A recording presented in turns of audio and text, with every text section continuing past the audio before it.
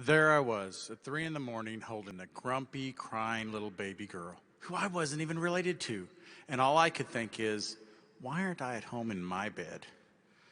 Earlier, I received a call from the baby's mom, Barb, frantic.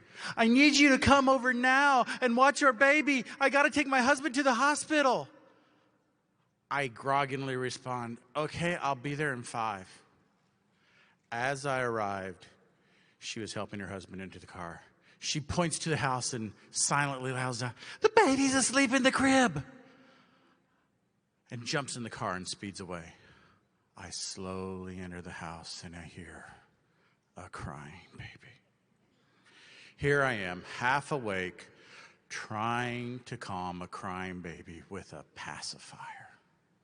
40 minutes go by and no word from mom or dad. The little bundle of joy is now wide awake and staring at me going, who's this guy holding me? Another hour goes by and I'm finally able to get the little bundle back to sleep and in her crib. But still no word from mom or dad, and I'm wondering, are they going to return home soon? Another hour and they finally return. I help dad in because he's feeling the drugs, but little one, and mom is exhausted, but little one's safe and sound and sleeping in her crib. I asked Barb a few days later why she had called me. I couldn't have been the best choice. She responded, "Jason, you were the best choice. We knew no matter the time, the need, or the situation, you would be here. We could trust you with our little one." It was Maya Angelou who said, "I trust that you will do what you say you will do, that you will always be there when I need you." In that moment, I might have not been the best choice, but they knew I would show up.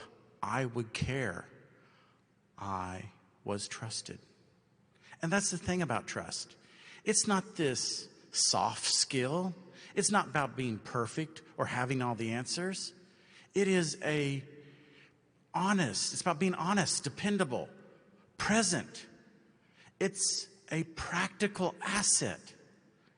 Trust is the foundation for all relationships that you can create. Thank you. Good job. Give us a hug. Well done.